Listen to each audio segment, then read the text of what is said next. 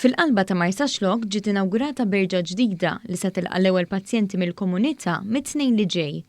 Din il-berġa se toffri firxa wiesa ta' servizzi tradizzjonali u oħrajn speċjalizzati, fosthom servizz ta' tabib tal-familja, infermiera, klinika tal-podjatrija, fiżjoterapija, speċjalisti tal-ispeech and language pathology, teħid tad-demm u servizz ta' dietitian li joffri pariri dwar dieta u nutrizzjoni tajba.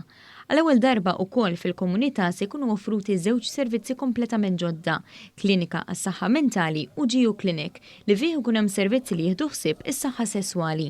Sa issa dan is-servizz jingħata biss fl-isptarijiet. Fl-isptarijiet dawk il-kliniċi se jibqgħu, mhumiex se jifqu, x'kien hawn jdut illi ħajjifqu s-servizzi tal-klinik fl-isptarijiet. L-isptarijiet tagħna bil-konsulenti ħajibqgħu jagħtu s-servizz tal-klinik mill-isptarijiet. Però magħhom ħankunu qegħdin nżidu servizz fil-komunità biex persuni li għandhom bżonn.